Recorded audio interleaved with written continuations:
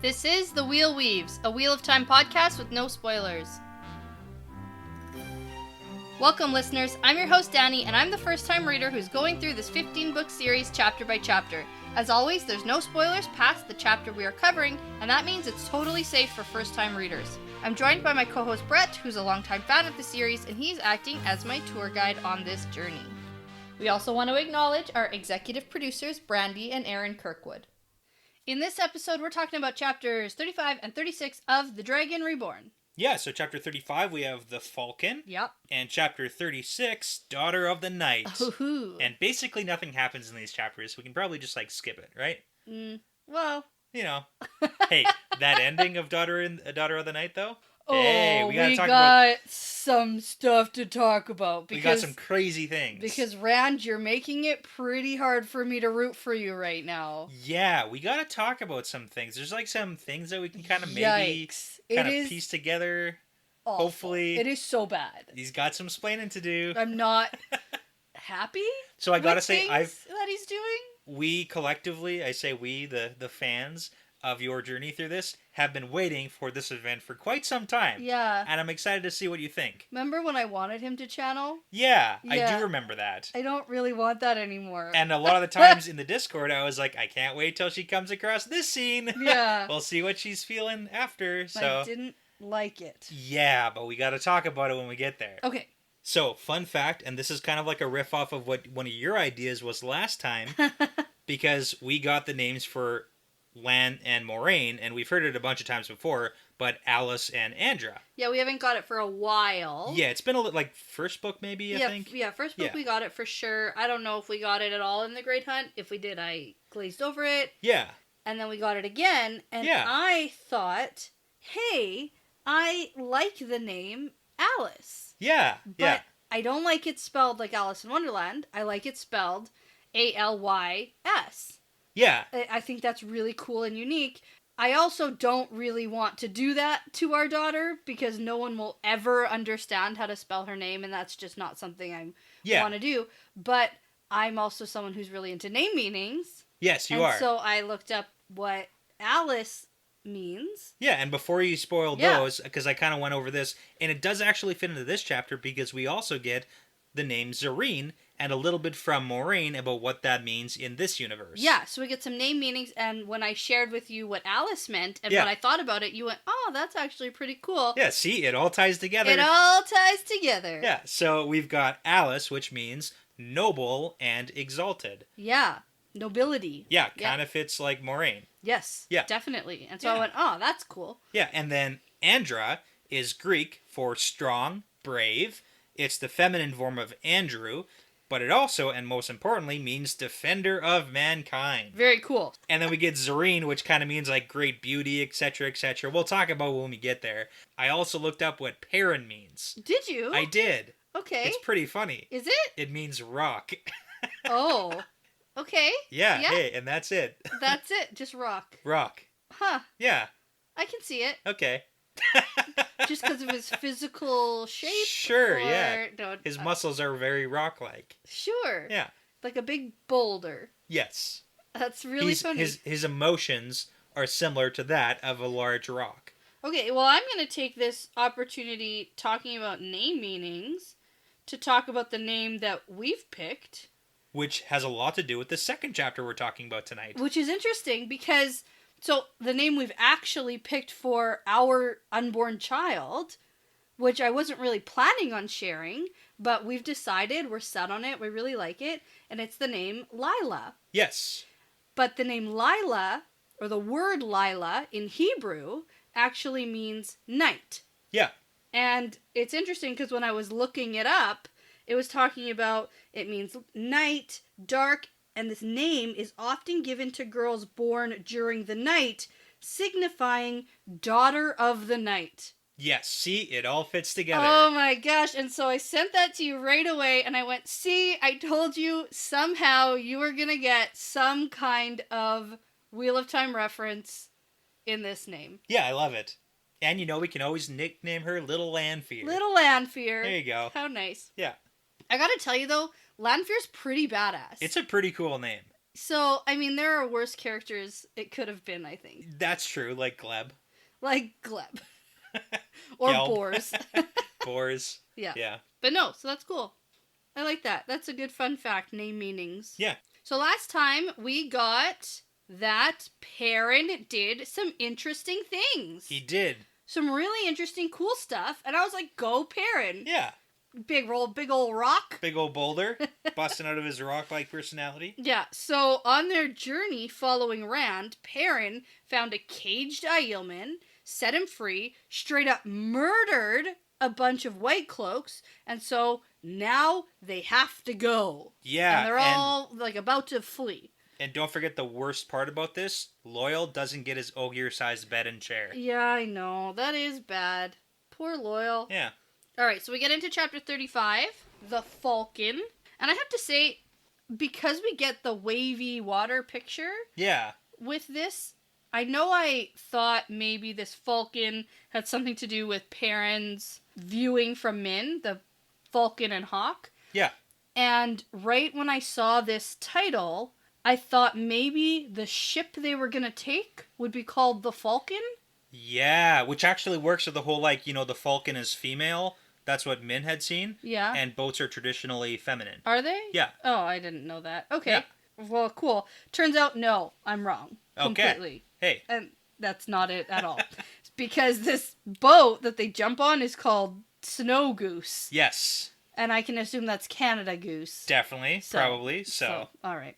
All right. So Lan and Perrin are rushing back to the inn after Perrin just murdered White Cloaks with an Aielman. Again. He killed them again. Not with Aielman again, but he's killed White Cloaks again. Just killing them. And without very much remorse. Yeah. I have to say, like, I feel like we glazed over that really quickly last time. Did we? Yeah. Do you feel that way? I feel like we didn't talk enough about the fact that these guys are just murdered in the street. I mean, like, I get that they're White Cloaks and we don't really care about them or their feelings or their lives. Good. They were going to murder, like, Gaul and Perrin. If Perrin didn't fight back, they would have killed them. Maybe. They weren't there to take prisoners. Maybe. Yeah, I get it. I get the whole scenario. I don't know. It kind of sounds like you're siding with the White Cloaks here. So no, I'm not. I don't know how I feel about that. With White Cloaks, I'm just saying we need to talk about the weight. I just think that this was relatively significant that Perrin could just, like, chop guys down without really even thinking or considering about it. Here's the thought process for me. Last time he did this, we saw the effects of it after the fact. Once it kind of, like, seeped into him that, hey, I killed a bunch of White Cloaks, he had that whole, like, huge issue later on after, like, things had calmed down. And maybe we'll see some repercussions, like, a little bit in the future once he's like, oh, man, I just chopped down another, like, half a dozen White Cloaks. Maybe. It doesn't really seem like that this time, though. Not yet, at least. No. Okay, so they're rushing back to the inn, and then Lan walks super casually once they get there, and Lord Orban, is retelling his story still, and no one even notices Perrin and Lan coming in because they're so absorbed with this tale. And Orban's loving it. That Orban is telling. And so Lan heads to Moraine's room, and Perrin heads straight to Loyal's room, who's all, like, tucked nicely in his Ogier furniture, and says, we gotta go! And poor Loyal. Yeah. Again, poor Loyal. Even, like, longingly looking at the bed and the chair and stuff. Yeah, but Perrin says they're leaving because of White Cloaks, and he'll explain later. So Perrin goes to his room to get his stuff, and he goes out to the stable, through the kitchens, and there's a spit dog in the kitchen. Yeah, another one on his wheel. How about that? This one's working. It's working. There's a bunch of stuff, and there's a goose. Yeah. It's just like a little corgi in his wheel. Yeah, there's a goose on the spit, though. Yeah. More geese this chapter. More geese. There you go. Yeah. It's a sign. Yeah. So, a sign of what? Birds. Oh. Falcon, hawk. Perrin's the eagle. Goose. I didn't think Perrin was the eagle. Oh, we talked about in the fun fact, like, he's the eagle of Manetheren. Sure. Okay. That's why we did the whole eagle, hawk, and falcon fun fact. Got it. Okay. I totally remember that. So, and then now Goose. Now Goose. Yeah. Okay. So Perrin is the first one at the stables because he hadn't unpacked anything, so he doesn't have anything to repack, whereas I guess everyone needs to pack up their stuff. So he's trying to convince the stable hand to get their horses ready, and this guy is not listening to Perrin. He's just, like, questioning him. Like, who are you to be telling me what to do? Well, he's like a servant. Yeah. And then Lan shows up and gives the guy money and says, do what he says. So they head out into the night towards the docks, I guess, or the barges. And Loyal thinks, this is a great adventure and will be excellent for my book. Yeah, he's getting nostalgic. And He's always so positive. Well, it's kind of funny because I totally think that he's like channeling RJ here, where he like fixes the mood in his head for the scene he's going to write. And he's like, yeah, this is exciting. And that's what I'm going to portray it in my book. So I wonder. Yeah. Find me a fun fact about Robert Jordan talking about Loyal as a character. Okay, I can try. I was going to like say Loyal writing a book compared to Robert Jordan writing a book. Yeah, it's kind of funny. About adventure. No? No. Oh. No, because we've done the whole fun fact about how Harriet had noticed, like, she could tell who RJ had been, like, writing about that day based on his headspace. We've never gotten a Loyal perspective. Yeah? Okay, I'll see. I'll see what I can dig up. All right. No, you won't. No, well, maybe. You'll we'll forget. See. Yeah. That's okay. I'm interested anyway. But Perrin is really annoyed by this. He's like, shut up. Just shut up. You're talking too loud. This isn't exciting. Just chill out. This is really bad. And so they find a ship called the Snow Goose, which is a funny name for a southern traveling ship. Nah? Because it goes south? Yeah, I just went for a walk. There you go. And saw all the geese at the pond gearing up for their trip south. Because it's almost winter? Yeah, and you stay away from them. Yeah, no, geese are not nice. If anybody doesn't know about these geese, they sort of like nest and all get together before their flight south. And they bite. They bite and they hiss. And they defend their territory. They defend their territory. So if you're like going for a walk or a run down a path by a pond or anything. Don't send your kid to like go and try and chase them away. Oh my god, and they're the terrifying. Geese will fight back. They're so bad. It does nothing for my fear of birds. Yeah. And their poop is everywhere. Everywhere. It's so bad. Yeah, I remember like on the soccer fields, like yes. when you're growing up, is like they would poop all over all the soccer fields. Yeah. And you gotta play in it anyways. So gross. Yeah. Yeah. But anyways, this ship isn't sailing right now, but Lan pays the captain and the crew, and they get the boat going. Here we go.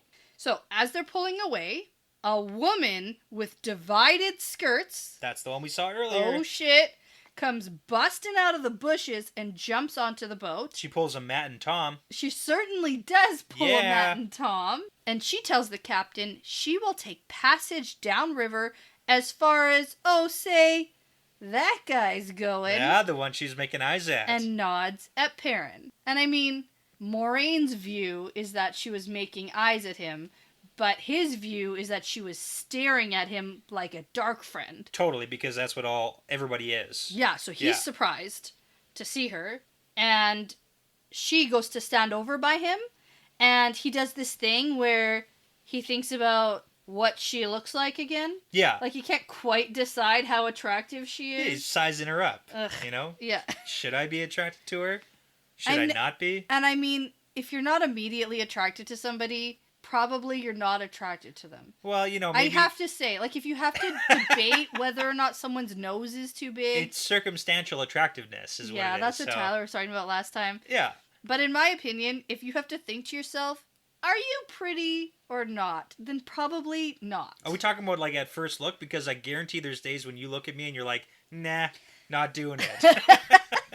So, you know, I'm just saying. I don't know. I think overall, though... Yeah. You can't look at someone and be like, I don't know. Be like, most of the time, you're terrible. It's terrible. Okay, moving on. Okay, so she says that she didn't expect to be going back to Ilion so soon. And then she tells Perrin that he made quite a mess back there. So I told you she saw the whole thing. Oh, yeah, she was for sure watching. And he's surprised that she didn't tell anyone about it, or, like, about how it was him. Yeah, yeah. And she's like, no, it's funny that they all think the Aiel chewed through the chain or broke it with his hands. So I just, like, left. And then Orban's like, oh, too bad I can't go after him. Yeah, Lord Orban was quite loud about how he's mad that his wounds will stop him from hunting the Aiel down. Yeah, and it's kind of interesting. Like, right off the bat, we can tell she's, like, a hunter, most likely, because she talks about how she, like, just left Ilion. And now she has to go back. I did not get it. Oh, because we literally, like, just a little while ago heard. I get it now. They, like, sent everyone off from Ilion, the blessing, the hunt. I didn't get it until she said it. Oh, okay. All right, yeah. Sorry. Hey, no, that's okay. Sorry to disappoint. At least we got that. I didn't get that it was obvious. Okay. Because that's not the way my mind worked, but that's okay. It's kind of funny, because sometimes you make the weirdest connections and they make sense. Yeah. But, like, other times you miss the whole, like, hunter thing, so. Well, she says it, like, 3 seconds later. She does. So we get some information about Orban and this woman. Yes. So she has seen him fight, and he actually isn't half bad. He's not bad. He's actually quite skilled. But he mostly picks the fights. Yeah, he is a bully, but he is good. Like, he's competent. Right. Which kind of speaks to how good, like, Gaul and his buddy were, so... Well, yeah. I never questioned how good the Aiel were at fighting. But, like, considering that Orban's not, like, just a schlub. No, I'm still not questioning that. Okay. Yeah. So Orban has some ideas about this Blackwood Forest, or Forest of Shadows. Yeah. Which Perrin notes is just south of the Two Rivers. Yeah, I know that place. Shoot. So let's not talk about it. Well, kind of, sort of. Yeah. Well, Perrin sort of ignores what she's saying. He does this, like, it's a thing that he does this chapter. Well, he might still be working off the fact, like, is this a dark friend? So, like, he's trying sure. not to give up too much information. And he doesn't do a half-bad job of it. Yeah. He never gives his name. That's true. He doesn't say, I'm Perrin Ibarra from the Two Rivers. I'm from there. I know where the Forest of Shadows is. Yeah, so. he doesn't give that up. He is a little bit more on, like, stealth mode. He's a little bit more alert about it. Like, he's not great, but at least he doesn't just, like, give everything up. And I'm traveling with... Yeah. You know, and she obviously speculates who he's traveling with, but he doesn't ever... Like, confirm it. Yeah, he's not giving her much. Yeah. So he asks her about why she's following him, and why she was staring at him. And she says that the party he travels with is weird. An Ogier, an Aes Sedai, and a warder, and that just leaves him, and she can't figure him out. Yeah, which kind of makes sense. And he considers throwing her overboard. Yeah. Seriously. Toss her over. And I was like, oh, kill another person? But then he doesn't want to kill her. He just wants her to go away. Tossing her overboard's not going to kill her. Well, it might, and that's why he doesn't. Well, okay, because maybe. Because it's dark, and they're too far from the shore. Yeah. And so he's like, fine. That's why. Yeah. Not because he thinks she's pretty, maybe. Pretty, maybe. Maybe. I don't know. So, she goes on to say that he's really strange and his whole group is weird, and any hunter knows to follow a strange trail. And that's when I went, oh. He's a hunter. She's a hunter, yeah. And then Perrin goes, you? A woman? Oh, yeah, and this is just like, oh, come on, Perrin, you're such an idiot. Yeah. Like... It simply cannot be. Like, yeah, which is weird, because it's like, I mean, he does have this whole conservative background thing, like, he's still kind of like a, dumb old farm boy, blacksmith, whatever you want to call him, but it's just, like, so bad. Yeah, I think not great. Perrin also might be trying to, like, piss her off a bit. I don't think so. No? Nope, I think he's a little too naive for that. Okay. Well, he tried to do the whole lying thing about the whole, oh yeah, maybe you should go check out, Yeah, he does do that, but that's because he doesn't want her following him. I don't think he's intentionally trying to piss her off by being like, women can't be hunters for the horn. All right, I think that's legitimate. Like, that was... He's just got to, like, I think he was really caught off guard. Yeah, okay. Like, he really wasn't expecting that. Because he's on Dark Friend watch. Yeah. Right? He's thinking, why are you following me? Because of all the bad stuff that's been going on. And she's like, I just want to find the Horn of Valir. Yeah, and he's no like, big deal. What? Like, I think he legit was thrown off. So she is hunting for the horn, and is good with knives, like Tom is. Yeah. Which is, I don't know, interesting, I guess. Okay. Replacement for Dina? Is that what you're thinking, or no? Not even a little bit. Okay, no. okay. No, I wasn't sure what you're getting there with the whole, like... Well, just say he was reminded of Tom when she when she flourishes her knives. I read too much into what you said. Yeah, you did. Yeah. Yeah. That happens most of the time. So. I'm just summarizing the chapter. That's what I do. You know. Yeah, okay. So she has an idea of where to hunt, but she can't pass up this strange trail. And he asks her where she thinks it is, and she says, "Have you ever heard of Manetherin?" Whoa! And he's like, "Yeah, I heard about it." And she knows some of Manetherin's history and thinks that the horn is hidden in the Mountains of Mist somewhere. Yeah. And then we get some of that Manetherin info that we got a long time ago. Yeah, it's kind of funny because, like, in this whole, like, conversation, Perrin's almost trying to, like, one-up her on knowledge because she's treating him like a dumb country boy, and he's like, I know stuff, too, but then he just literally learned this, like, a year ago, and before that, he had no clue. And he lived there. Yeah. So it's, like, it's a weird, like, one-upsmanship type conversation going on. A little bit. Yeah. Yeah. And he's like, yeah, why don't you go there? Yeah. Go check it out right now. Yeah. I don't want to get in your way. But it is interesting to note that Orban is also a hunter, and he's heading to south of the two rivers, from what it seems like. So that's true. Yeah. So Perrin goes on, like, don't waste your time following me. You should be going the other direction. If you think it's in the Mountains of Mist, go for it. See ya. Yeah. And he thinks, that horn better be safe in Tarvalin by now. Yeah, hopefully. Yeah.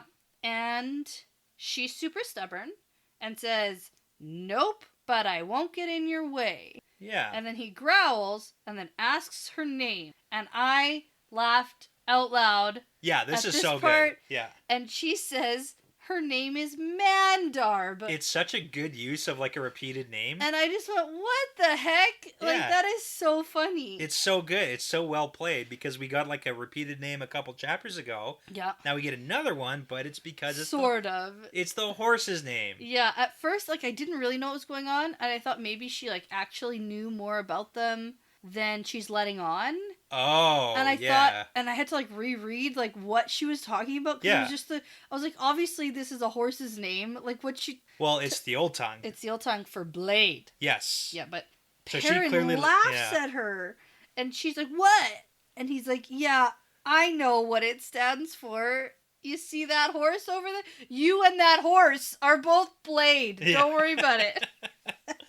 Well, you know, at least it's not like, you know, lion, right? So yeah, because Orban's horse is lion, so it's like it's all bad. It's like use old tongue names. Yeah, it's cooler. It is cooler. Yeah, but she's embarrassed, and she tells him that her name is actually Zareen. Yep. Bashir. Yes. Okay. You're correct. And she says that is no name for a hunter. Yeah. Yeah. And he says that he actually likes that name. Yeah. And then he turns to go down to his rooms for the night, and she calls after him and says that she will go by Fail? Fail. Fail. Yes. Of course, that's what it is. Yeah. And it's what her father used to call her, and it means Falcon. Dun dun dun. Oh, okay, no. And he stumbles a slight step and keeps going without looking back. And then he thinks, damn it, Min, why do you have to tell me things? And he thinks maybe it's a coincidence. And I think, nope. That's a pretty good assumption that it's not a coincidence. Yeah. Because in, like, Min's viewing... About the Cage Ailman. Yeah. And how your life was gonna change. And then the whole, like, Falcon and the Hawk are females. Yeah. So, like, that's a pretty huge indication that we have this Falcon here who's a female. Yep. So when's the Hawk gonna come? Yeah. So... that ends this chapter, and we have chapter 36 to get into, Daughter of the Night, and we have our moon and stars, which is our Lanfear symbol. Oh yeah, very much so. Okay, so Perrin heads down to the rooms to find one that's unoccupied, and when he does, he thinks about Elias, and about how Elias figured out how to live with what he is by being a forest man who doesn't interact with humanity, and Perrin thinks, I don't want to live that way. Yeah, so he's gotten two very distinct versions of, like, being a wolf person. Yeah. Like a wolf brother, however you want to call it, which is Elias, who's, like, crazy... I was going to say wolf man, but yeah, wolf brother. Crazy wolf brother in the forest, and then there's Gnome, who is basically all wolf. Oh, just wolf. He's just wolf. No man. Yeah, no man, just wolf. Just so wolf. It's like, Perrin's judging things based on these two people, and it's just a matter of like, is there like a third option or something? Or is it Elias or Noam are the only two options of how Perrin can be? there could be more than one other option. Nope, just there's only, That's it. So he cautiously reaches out and is too far away from any wolves on land to like get anything from them. And he thinks about how he is alone. Blessedly alone. And I think, how dramatic. And so he also thinks about how he can sleep now while letting his guard down because there's no wolves around and he's super tired. And I don't really know why he thinks this. Like, it's not the wolves that make him, like, wolves around you that make you enter the world of dreams. Yeah. It's you. Yeah, it's like you're in, and it seems like the wolves are, like, protecting him, so. Yeah, it's your wolf abilities that connect you to the world of dreams. Yeah, okay. Not... that's interesting you said that, too, because my question was going to be, like, is the place that Perrin is, like, going to the same as the place that, like, Egwene is going to? Do you think that they're the same place, Rand. not, like... Yeah. It's all the same? The world of dreams. Yeah. Okay.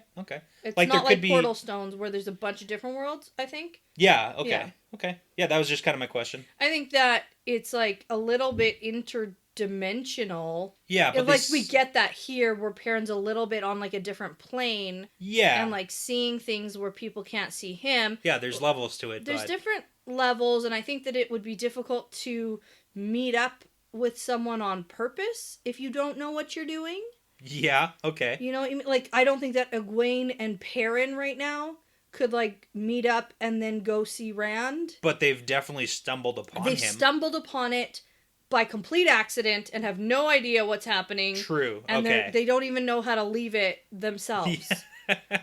Right, so okay. it's not like Lanfear and Beelzemon, who clearly have... That's where they hold their Zoom meetings. They literally show up here. Yeah. Wouldn't that be great? We all just meet in the world of dreams for our meetings? Sounds terrifying. Yeah. It's not a good place to be. Have you seen the internet lately? It's not a good place to be either. That's true. Just like the world in general is pretty terrible. But anyway, I was confused by Perrin's thought process here, where he's like, no wolves. Now I can sleep. Yeah. And I just thought, what, man? What? Well, it's also funny because, like, the very last thing he thinks about, did you catch that? Is don't dream. Nope. I wish I didn't have my axe. Oh. Yeah. Interesting. I did not get that at all. Well, literally it says, burn me. I wish I had never seen it in regards to his axe. Mm-hmm. Was his last thought before sleep. Oh. Yeah.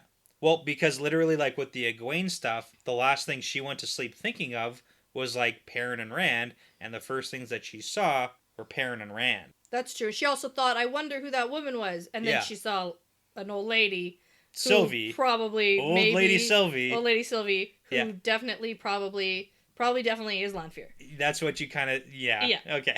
So, but his dream doesn't have to do with his axe. Well, the first thing that happens in his dream, now that we're here, is he says his axe was not there. He doesn't have his axe in this dream. Oh, cool. Okay. Okay, so whatever you go... It's not something I picked up on. Well, yeah. Yeah, no, I read it. They're sentences. Yeah, I know. But I also didn't summarize every sentence, so... Okay. It's it wasn't a point that I found interesting enough to summarize. Yeah, so it is interesting because the last thing you think about before you go to sleep might have some sort of, like, meaning into what you stumble into. Okay. So, of course, the second he falls asleep, he enters the dream world. He doesn't have his axe, which I totally noted. And then a thick gray fog swirls around him and he sees Hopper. Yay! And then he puts his hand on Hopper's back and Hopper leads him somewhere. Yeah, we get some really good information in this sequence. Yeah. So the fog thickens and he can't see where he's going or even his own feet or Hopper, but they just keep going. Yes. And this reminds me of the dream that Rand had that didn't really seem to be a dream because it was in the Portal Stone world. Yeah. With Beelzemon, the one where he got his first brand on his hand. Okay. And the fog was so thick he couldn't see his hand in front of him. There you go. So obviously... some sort of World of Dreams type transitional stage / of something. Portal Stone world. Yeah. Which clearly has some relation to this. Sort of connected. Yeah. It kind of makes sense that like interdimensional travel has something to do with like interdimensions. Yeah, I think that makes sense. Yeah. Yeah. Okay. I'm not a physicist, but I think it makes sense. Yeah, okay. So they just keep going, and then all of a sudden there's just like no ground, and Perrin sort of feels like he's floating a little bit, but he can see down to the scene below him, which is kind of weird. Yeah, but that's the whole kind of what she said. They're like from a different plane of existence, that's almost what like it seemed like. Yeah, they're kind of like bit. bodiless figures watching down. Yeah, yeah. But he can still feel Hopper's fur. That's what his mind is telling him, at least. Uh-huh. So... Okay. They're both like in a different plane of existence watching this event unfold. Uh-huh. Kind of like a Beelzemon fight in the sky type of plane? Could be connected. Anything weird related is usually something to do with like dreamy type stuff. There's probably a connection. But like everyone saw that. That wasn't dreams. But it was weird, and that's what I'm saying. It was weird. So like they're all kind of sort of maybe connected in some way. Weird things. Okay. So, Perrin sees a scene below him. There's a bunch of guys in some mirror room. Yeah. And I think mirror rooms are funny. Why? I don't know. Did you ever go to it's now called the Manitoba Museum? Yeah. But Museum of Man and Nature. Museum of Man and Nature. Yeah. And there was a place Yep. called Touch the Universe. Yes, that was the best thing. And it was so cool. It was like the most sciencey, cool place. You don't read about science to learn science. You you go experience the science. You touch the things and then you know science. Yeah. So I remember there was a scale there that tells you how much you weigh on the moon. Yeah. And different things. There was also a mirror room. Can I tell you my with favorite like lasers? I know. I'm just like you know what I'm talking total about, nostalgia right now. Yeah. So there was one they had where it was like a little racetrack, and you could put you could press like the animal you want to race against, and it would do the lights along the racetrack. And you would see how fast like an ostrich would go or a cheetah, and you could run and see if you could like catch or beat any of them. Obviously you can't because like you're an 8-year-old kid. You can't run fast at all. You're just a stupid kid. On my 2 idiot legs. Yeah. But although, what does an ostrich run on? 2 really smart bird legs. Oh, gotcha. Okay. Yeah.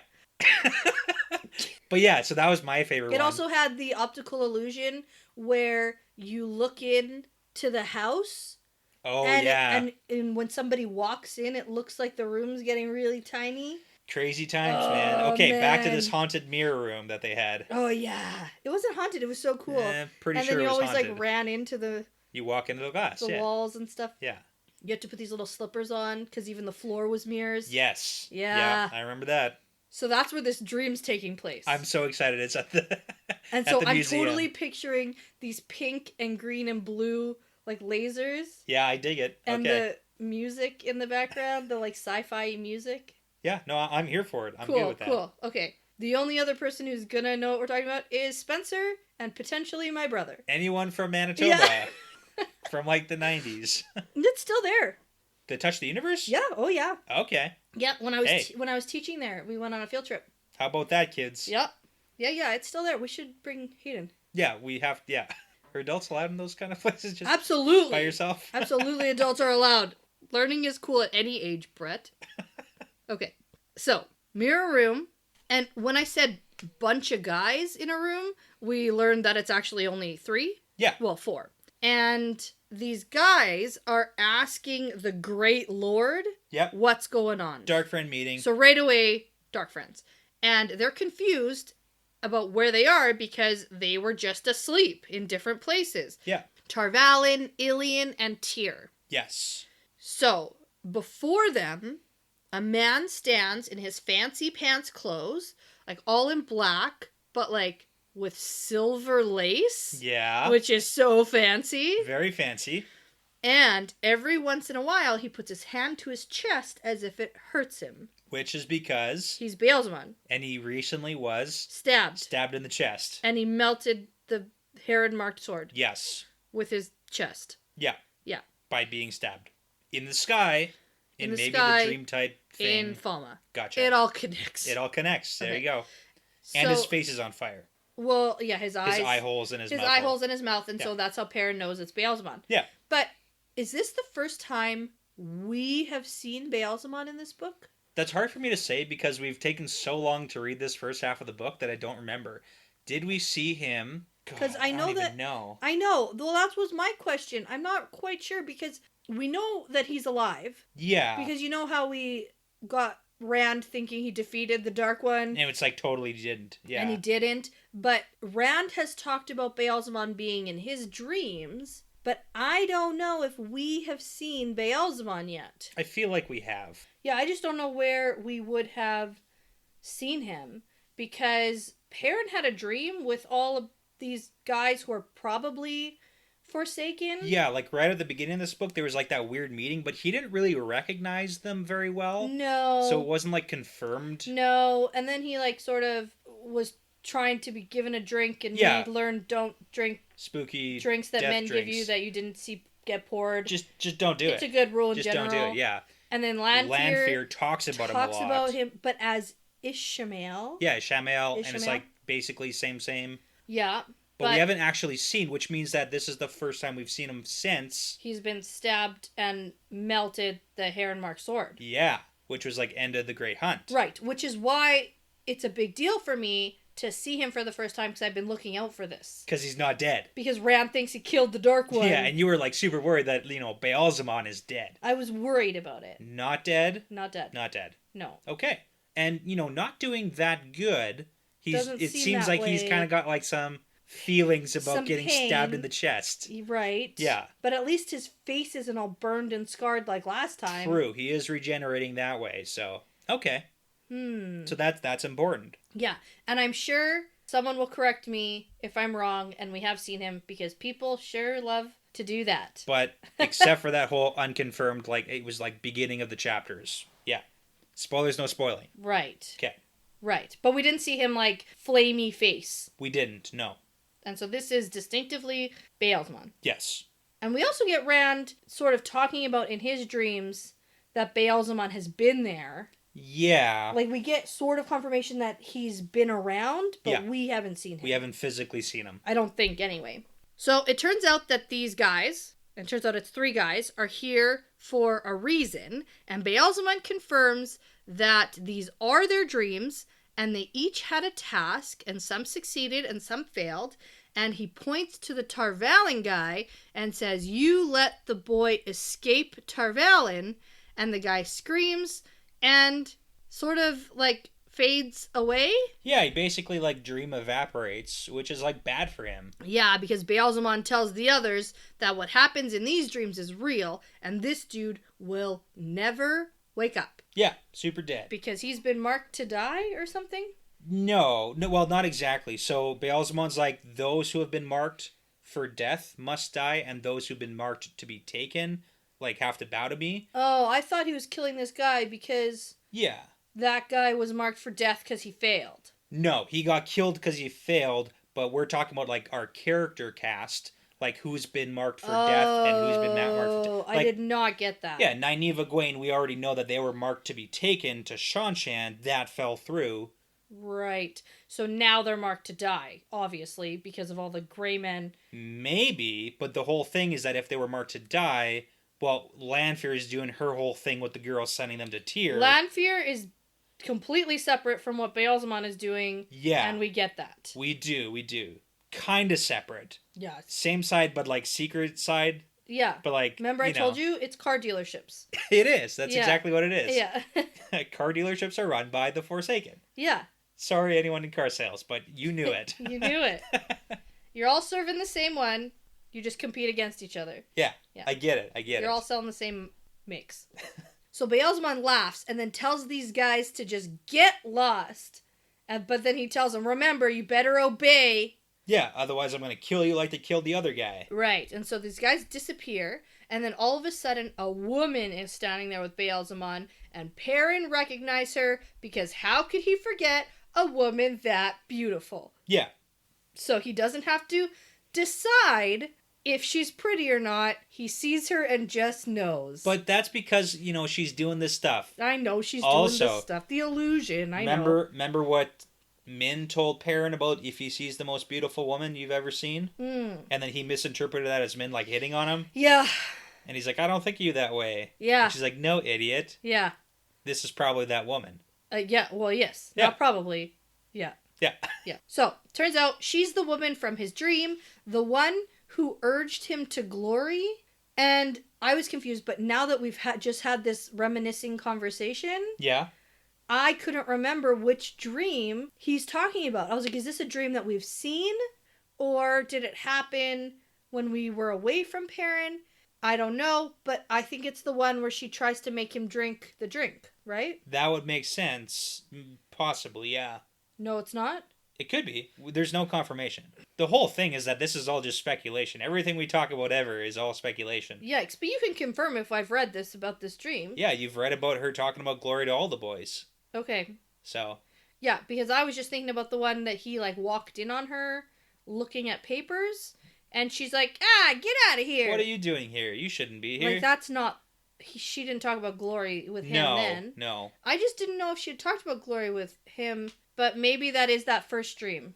Okay, so yeah, I'm looking at chapter 4. That's the dream sequence. And Yeah, there's a couple really important pieces of information. We have to go back. We have to check it out. Yeah, we got to talk about this, though, because it is Lanfear who gives him the spooky wine to try and make him drink, and she's talking all about glory, and the cup changes color, and we don't know what that's about, but... So, an amendment to what I said about not drinking drinks that men give you? Yeah. Don't drink drinks that anyone gives you. Anyone. Just, like, don't do it. Don't do it. Especially if they're evil. Spooky wine. Spooky wine. Okay. Don't do it. So, at the beginning of that dream sequence, there's a dude talking to Perrin that he, like, sort of recognizes but doesn't understand where or why or from what. Is he in black with silver lace? He's in velvets, nearly Oh. black, with white lace. Okay. But he doesn't have the fire eyes. Or mouth. Yes. Yeah. So, like, that's a really important part. But Perrin feels like he should know him, but he doesn't. So it kind of sounds like it might be Beelzemon, but also sounds like it might not be, and it's just, like, yeah, it didn't similar. sound to me like it was. Like, Yeah. I didn't get Beelzemon vibes at that time. And that was the issue when we first read that chapter, because we really didn't know, like, who is who yet. Yeah. And we do know there's a whole bunch of other Forsaken. That are possibly also free. Yes. Yeah. Except in your mind from last chapter, everybody's Lanfear. So. Just the ones who change and just, stuff. Just all of them. Just like, you know. No. Okay. I don't think I said that. All right, glad we cleared that up. Okay. So a throne shows up behind her, which is a huge power move. Oh, yeah. And I freaking love that. But she sits down and says, well, you use my domain freely. And he goes, your domain? Do you no longer serve the Dark One? So just kind of a big asterisk.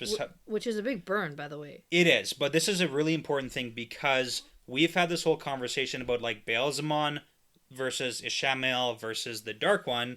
Beelzemon and Ishamael are the same person from what we know. Yeah. The Dark One is separate. Yeah. Perrin may not understand that yet. Gotcha. Because he's still working on the whole, information that Beelzemon is the Dark One. Because that's everything he's heard so far. The Dark One's after me, the Dark One Beelzemon has been after him. Yeah, and Beelzemon's like the heart of the dark, and it's like synonymous almost. Yeah. Okay. So that's why this conversation kind of doesn't make a lot of sense when after the end of it, he's like, did I miss something here? Yeah, he is confused. He's confused because he definitely is missing some things. Right. That's why Beelzemon's saying, hey, do you still serve the Dark One? In Perrin's mind, that would be like him asking, do you still serve me? Yeah. But it's not. Right. So she says that she serves and she was imprisoned for her service. And the dream world was always hers, and now that she is free, she will make use of what is hers. Yeah. And Beelzemon says, you always thought you were better than you are, Lanfear. Ooh. And Perrin goes, oh shit, I'm Forsaken. It's like, yeah, man. Yeah. So this pisses Lanfear off, and she says that she's always been great, and then asks him about his dumb plans. And she says that Luz Theron walks again, and the Aes Sedai have him leashed, so Beelzemon can't control him, and he was hers, and will be hers again. Before that Chit Ilyena ever even saw her, he was with me. Yeah. It's like jealous ex-girlfriend here. Oh, yes. But this is like really important. This is kind of why the whole like Beelzemon Ishamael thing, we can really come to a head here, because with the, the prophecy type stuff that Varen gave Egwene, we kind of got some information about Beelzemon being Ishamael. Right, Like name within a name within a name.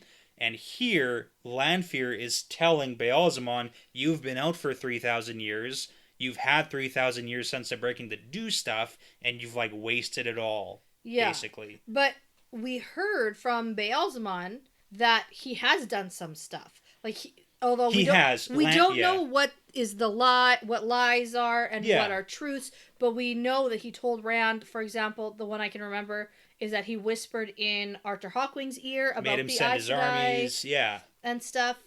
And so like other he's stuff. Yeah, so he's been out doing stuff, but that's just like the confirmation that Beelzemon is literally one of the Forsaken.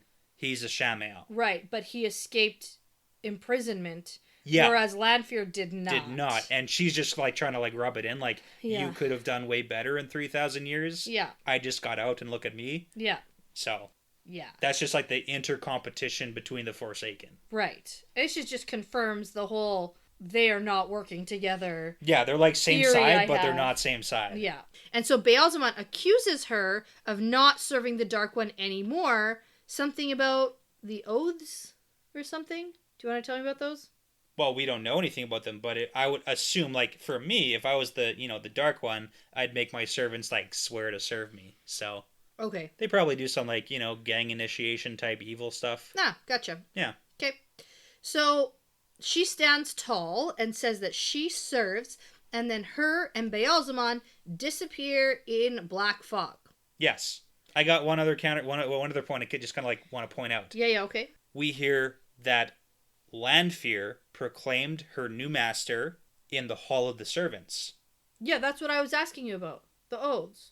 Well, we don't know anything about, like, the oaths. So he's saying, like, it's not easy to break those. But that's what I was asking you to talk about, was the whole Hall of the Servants stuff. And you glazed over it, I thought.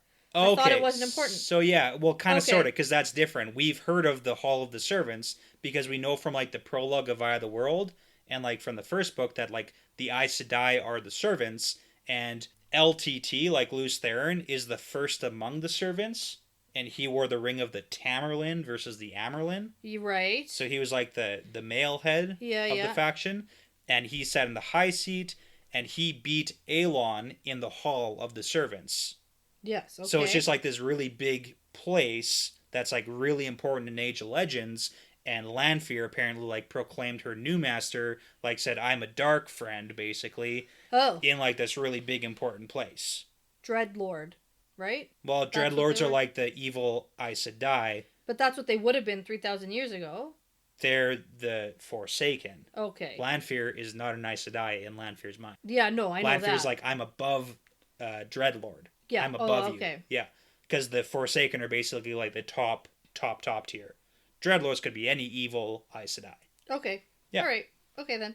So they disappear, and Hopper starts to move, and so Perrin follows, and he thinks about how there was a Forsaken in his dreams, and he's like, oh my god, that's a crazy thing that happened. Where it's like, man, you haven't been paying attention. Yeah, not the first time. Yeah. And then he thinks about how it seems like she has defied the Dark One somehow. And this confuses him, because how could a dark friend, a Forsaken, defy the Dark One? And he's been taught that the Shadow has no power if you deny him. Yeah, which clearly isn't really true at all. No. Yeah, they have lots of power. Tons of power. Yeah. Not enough power to, like, force you to drink anything if you don't want to, but... Yeah.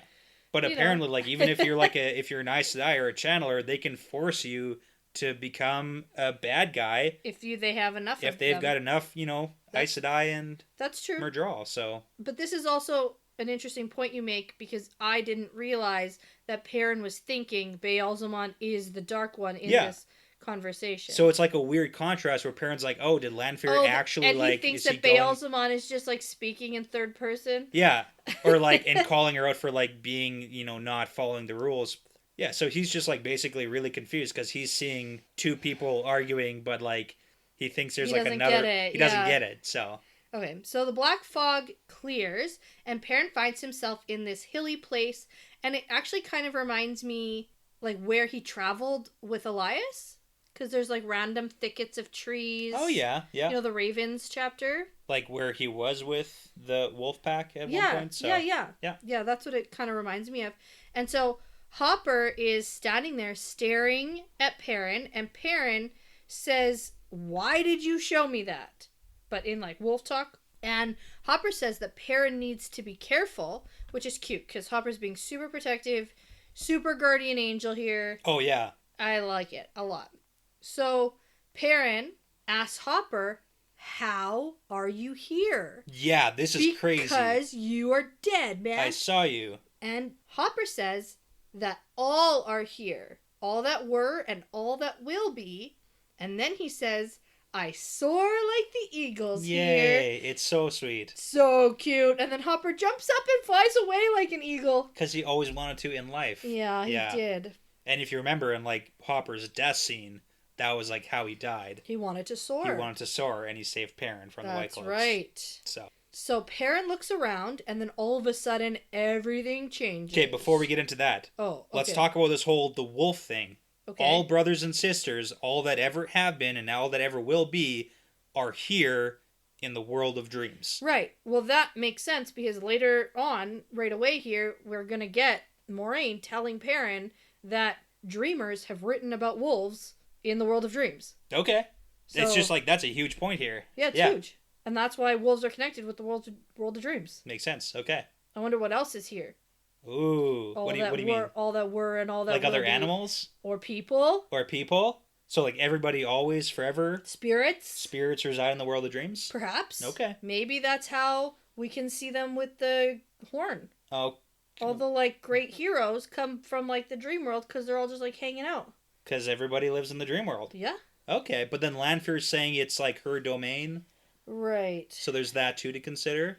Right, but I think that she just has a good control of it, so she claims there it as hers. There could be a difference between like living people who like come into the world of dreams versus like I think spirits. She just has like a decent control of it, and so she's sort of just marked it as her own.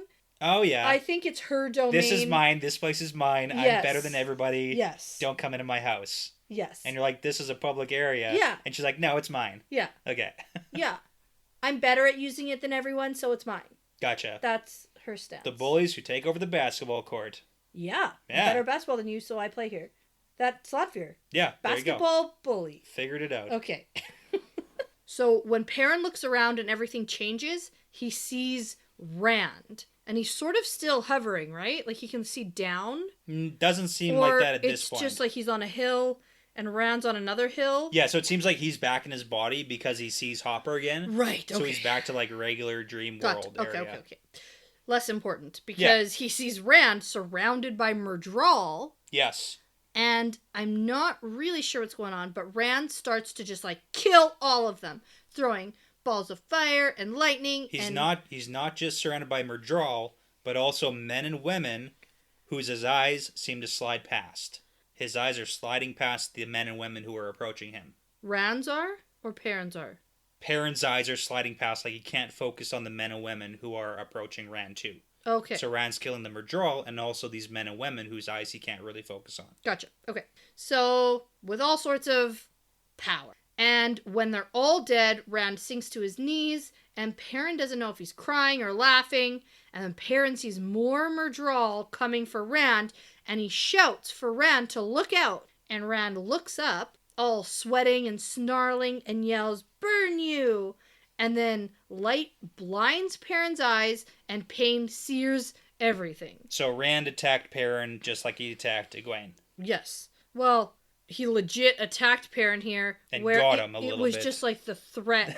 Egwene ran away in time. Faster, yeah. Perrin did not react fast enough to that. Well, this was really fast, it turns out. And then I was worried that now Perrin is going to like wake up and be blind, like Matt was blind. Yeah, okay. And stuff, but to be fair, Matt got blinded from the whole lightning bolt. I know. So I'm aware. Different. Yeah, I know. But when he like is blinded by light, I'm like, oh god, now what? But Perrin wakes up and his chest hurts and he feels like a tiny burn the size of a coin like on his chest. Yeah. It kind of seems like sometimes in the dream world stuff is minimized in some ways. Like when you wake up. Like injuries? Yeah. Yeah. So Perrin thinks about how he should tell Moiraine what he saw, which is good, because I'm obviously team tell Moiraine about this kind of shit. Yeah. But then he falls back asleep. Yeah. And he wakes up again and decides that he still should go and tell her, Good. Go. Good, yeah. Okay. So he goes knocking on doors trying to find her, and when he finally does, she's sitting and looking at this little notebook. But more importantly, She's clothed. She's fully dressed. Yeah. Okay. No shoulders or boobs. Okay. All right, Brett. Hey, I'm just pointing out the evidence here. That's all I'm doing. All right. That's what I'm One here track for. mind over there. Are you telling me that people didn't watch Game of Thrones for the boobs? Oh, everyone did. That's what I'm saying. Oh, yeah. I'm just saying. I'm just making a point. Not real Game of Thrones fans. Like, not a Song of Ice and Fire fans. No. But No. everyone else did. Yeah. Yeah. Is that why you're worried this won't be as popular? Because there's going to be less boobs? If they put more boobs in, it'll be as popular. Okay. I'm just, You should probably... Does anybody have, like, Rafe's call phone to number? the writers? Yeah. I'm going to text Rafe. Boobs. More boobs. Yeah. Yeah. Okay. So he tells her that he had a dream and shows her the burn mark on his chest. And she sits there silent for a while. And he's like, well, is it important or what? And then she says that there are women who would try to gentle him for what he has just told her. And they wouldn't be successful or anything because what he does or just experience doesn't have anything to do with the power.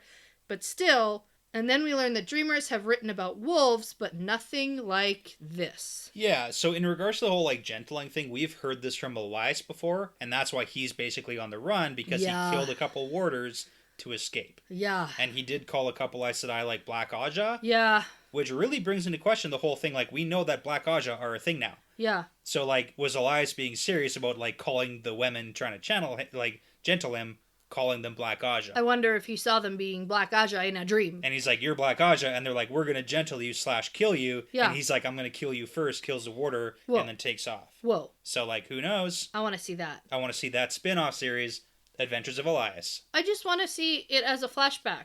I want to just, like, see it. Okay, I want a spin-off series. Okay. And then when we get to the whole, like, wolves and dreams thing, that's huge, too. So, yeah. But nothing like this. Yeah. Because which we don't makes have sense. this, like, first-hand account from a wolf brain. Well, it right? also seems like getting into the world of dreams, there's more than one way. Like, we know that dreamers can somehow get in. We know that, like, Egwene's got the Terangriel to get in, and Perrin has nothing. Like, he can't channel. He literally has to go to sleep, and he's in. And that's, like, the wolf type thing, because all wolves live in the world of dreams. Right. So that's clearly connected. So there's more than one way to get there. Yeah. Okay. So Perrin is like, okay, well, Lanfear is clearly loosed, so what are you going to do about it? And she says, well, I'm going to go to Ilion, and then to Tyr, and hope that I get there before Rand. That's the same plan. Yeah, and Perrin is annoyed, and I'm not sure, like, what else he wants from her at this point. He's being over-aggressive. Yeah, but then he asks if she will heal his burn. Which is stupid. It's like, don't berate Moraine. And she's like, no, and then it's not bad enough. Suck it up. Yeah, this should be like a lesson. Yeah. And she goes to dismiss him, but then he asks Moraine what she thinks about the name Zareen. All right. And then we get why she hates it. Yeah. Because Maureen's like, well, first, Maureen's like, what? Why? And then Perrin says, it was just another passenger I met last night. And he decides to try to be secretive, too. Does Moraine totally know? Yes. Okay.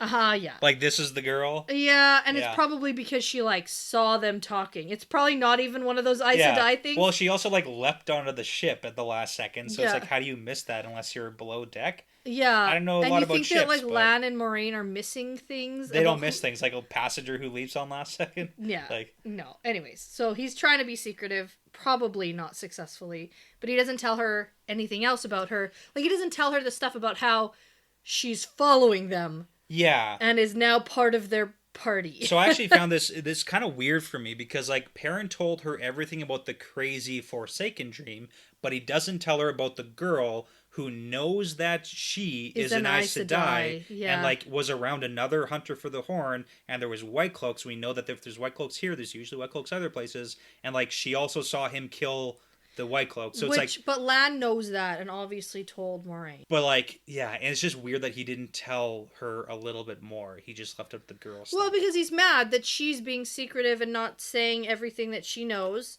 And he's being a little bit petty and vindictive. Yeah.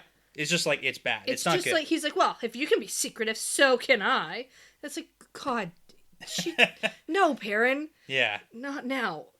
But anyway, so she says that it's a Saldean name, and no woman would name her daughter that unless she expected her to be a great beauty and a heartbreaker, one to lie on cushions surrounded by servants. Yeah. That is not Zareen. No, so I get why she doesn't like that. Yeah, because she wants to be a hunter. And she's obviously not a great beauty. Yeah. A great beauty you don't look at and think, are you pretty? I can't tell. That nose. Yeah. Okay. So Perrin goes to stand on the deck, and Lan is up there, and Zareen is sitting on the deck sharpening a knife, but her eyes follow him, and he thinks, sheesh, life is tangled. Yeah. Oh, my. Yeah. And then we get a scene change. Yay! Which is No, not yay. It's yay at first, because I'm sure when you're ready, you're like, yes, Rand. I was like medium. Really? Okay. Well, no. I'm interested to find out what he's doing. Yeah. And what's happening. Okay. So we can really dive into this segment because there's a lot of stuff to speculate into. Yeah, okay. So we get Rand sitting up, just waking up from a dream, and he thinks, geez, that was Perrin. Really, Perrin. I gotta be more careful. Yeah, because he almost killed him just like he almost killed Egwene. Right. Except I don't know if he thought to himself when he woke up that was really Egwene. Yeah, he did. I wonder if he could tell the difference. Oh, he did. Oh, he did? Yeah, we got that. He was like, I oh forgot. man, that was really Egwene. So it's good that he can recognize after the fact, like, But who the when real he's in people it, are. though, that's bad. Hard to tell. Yeah. But now, I guess, if they run into each other again, maybe Rand... Maybe. It seems like an in-the-moment thing. It's really hard to tell. Yeah. But we also get that he is in the Mirandian Hills. Yes. So he's clearly going cross-country. Cross-country. No boats. No boats. So that's what I thought, because he's definitely avoiding people. Yes. Because apparently, if he runs into people, he murders them. He doesn't just murder them, he slaughters them. Yes. So he freezes, because he hears horses approaching, 10 or 12 of them. He sees the men wearing helmets and one woman on horseback who he identifies as a merchant, and the men are her guards. Well, here's a question, though. Yeah. If she's a merchant, where's her merchandise? Yeah. She left it back somewhere else. Totally. That's the best place to keep your stuff is away from you so people can steal it. Yes. Okay. Yeah, because merchants usually have like wagons of stuff, right? Yeah. Also, what's her, did you notice what her pin is? Her pin? The pin. Nope. Silver pin in the shape of a lion. Oh. Yeah. Lion is a symbol of... Camelin. Yeah, like Andor. Andor. They're not in Andor. They aren't. Yeah. There's something to point out here. Okay. Okay. Pointed out. Pointed out. Noted. Noted, yes. So, it doesn't really matter, though. Because whatever she's planning or whatever is happening here doesn't go her way. It doesn't. So she comes up and she's like, hey, can we share the camp? What a nice campsite. I often use it on my way to Remen. And I know that there's a pond over there, or a stream. I trust you're fine if we share it. And he's like, yeah, sound good. And then frickin' out of nowhere. Is it? Yes, is it? It is. Is it? It was shocking. But is it? Yes. Did it shock you really good? It really I'm so happy that this shocked you, because I've been waiting for this scene. I've been so excited to talk about this with you. This isn't just the only time we've seen him acting this irrationally around people is in dreams. That's true. This is real life, and these aren't dogs. They're not. Where he's testing out the power. Okay. Do you know what I mean? Yeah. This is he creates a fire sword out of nothing. Yeah. In real life. Well, it's kind of like Nynaeve's pipe she made. It's exactly like that. His is a fire sword, though. Fire sword. And it's heron marked, which Very I love cool. that detail. It's a little bit of style. It's just a nod to Tam. He's not letting it go. I'm so good now at the power stuff that I can include details into my fire sword. Right. Yeah. And I just caught a glimpse of the front of your book, your cover. Now, I don't know if that's supposed to be Calendor. It looks like a fire sword. Or if it's supposed to be a fire sword. That's a good question. Because that is not crystal. I picture crystal as blue. That's a really good question.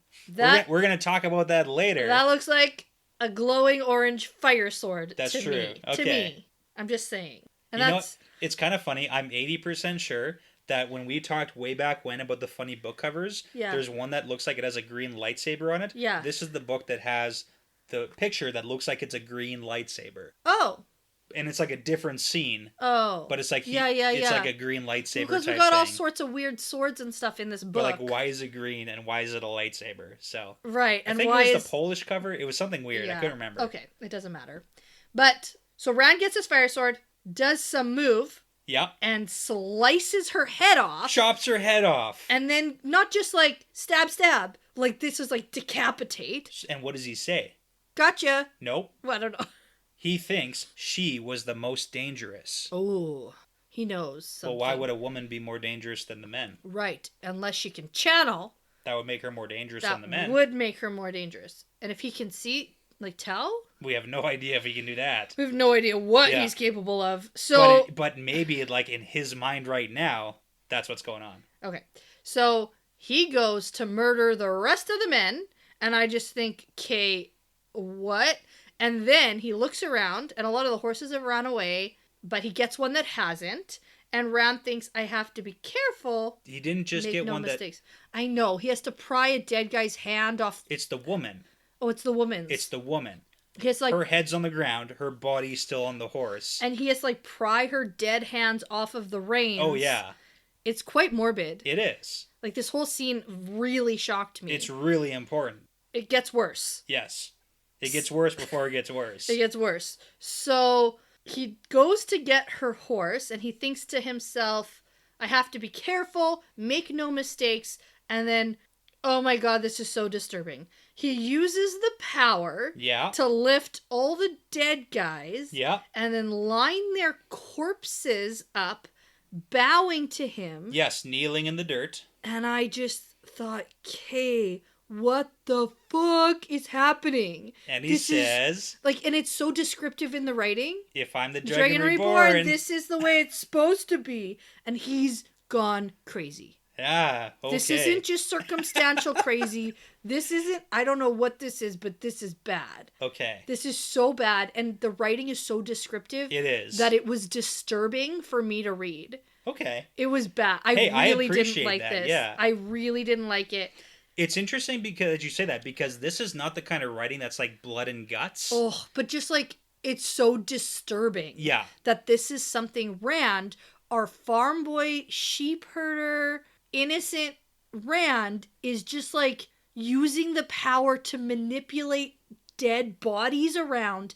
It's so creepy. It's so bad. It's gonna get worse before it gets worse. Oh, Jesus. So, it's so... I said that once, I'll say it again. It's so bad. So... Then, before he rides away, he notices that there are 11 guys there, and he could have sworn that there were 10. And notice what he's dressed as. Yeah, so this man has no armor on, and he's in basically ordinary clothes, and has a dagger in his hand. Yes. So, Gray Man? No, not... Yeah, Gray Man. That's what they're called. Gray Man, Man. And Rand thinks, oh, you chose the wrong company, buddy. And I just think, oh no, that soulless just got, like... murdered before he could even stab himself. But this is kind of like the huge thing we have to consider. So there's the one element of Rand is a little super duper crazy because he did the whole line the bodies up. Mm-hmm. But we also have the previous vision with Perrin, who sees Murdral and people who we can't really focus on, who we know that the key element of a Gray Man is you don't really notice that they're there. Okay. His eyes are sliding past and he's like, oh man, Rand, look out. And then we get the scene immediately where we have a group of people who claims to be a merchant, who doesn't have any merchandise or any wagons of stuff or anything, but has 12 guards. Yeah, it seems like a lot for or like a merchant. 10 guards or what? It's a lot. And then one hidden Gray Man. So is it like innocent people with a Gray Man who like snuck into their groups? No, definitely. Is it a bunch of dark friends? Although I have to say, I'm glad we're having this conversation. Yeah. Because I did not, number one, pick up on the fact that this wasn't a merchant. Okay. I don't know if I'm getting lazy. Maybe. But that was like a big thing. Like, hey, who's this woman with 10 guards and no stuff? Yeah. In the middle of Mirandi. You're making coming me up feel to Rand's kind of bad campsite. Here. Yeah. Being like, hey, can I share your campsite? And he's like, I have to be careful. Kill her first. She's the most dangerous. Yeah. Granted, Rand's freaking insane. He's crazy I here. feel like that part overshadowed the rest of it for me that I didn't even think about it. Okay, I gotta be more careful. Yeah. I've learned my lesson. Okay. I have to be more skeptical of everyone. I feel like I don't know why I've let my skeptic guard down so much. Well, I actually patted myself on the back with the whole Fael, how do you say it? Fael thing, Zareen, because you were trying really hard to convince me that this is a dark friend. I've tried harder at things. No, okay. I get what you're saying, yeah. You were like really questioning me on why I didn't think that this person was bad. And I was like, no, it's just my gut. I like my gut. Both my gut instincts are so good. And then you're just like trusting strangers who come and share my campsite. Yeah, that was bad. It's crazy. I gotta tell you, that was bad. Yeah. Rand's crazy for like lining up the bodies, but was he justified? So in the murders, yeah. But in this the rest of the stuff he's doing, that's bad. And then I think that these soulless are just sort of getting taken out one by one. Really not doing a good job. No, they're really not. Yeah. Okay, but... like, to be the assassins of the Dark One. Yeah, they're all just getting murdered. Well, they keep attacking Taviran. Oh, that's their problem. Well, I don't know. The girls aren't the Taviran, though. That's true. I was thinking about that when I said that, but it's like we saw Matt, fend some off here, and then we got Rand. Yeah. But the girls are kind of like yeah. Yeah. But we also, in that side, we also had Matt, who was supposed to be being healed in the tower at that point. Yeah, whatever. We had a lot of stuff. Okay, so Rand rides off on the horse, thinking about how he has to get to Tyr and end this, thinking of Kalendor, and how it calls to him. Okay. So, I mean, there's a lot here. I am patting myself on the back that I really think that this Zareen Fael...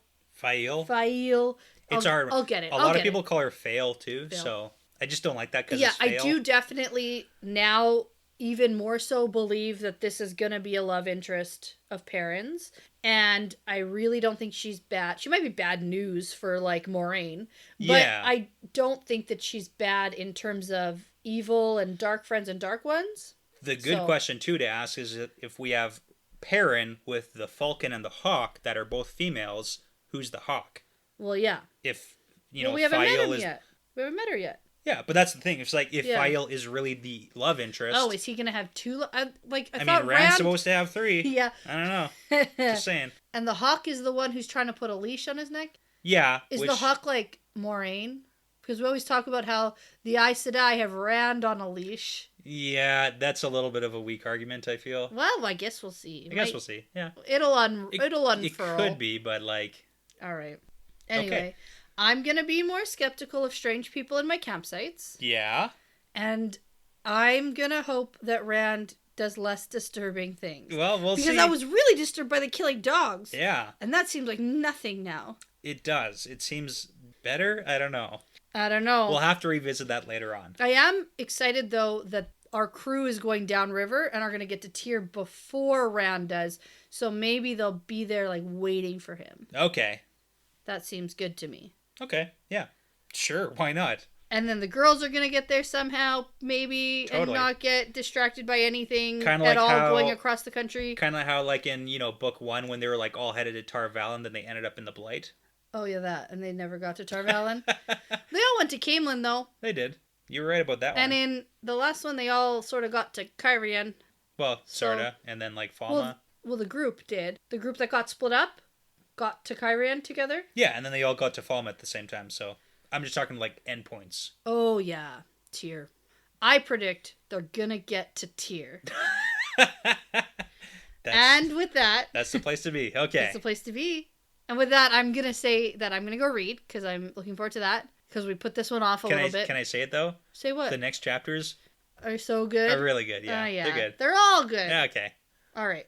This is part of the pattern now. Yeah, it's part of the pattern.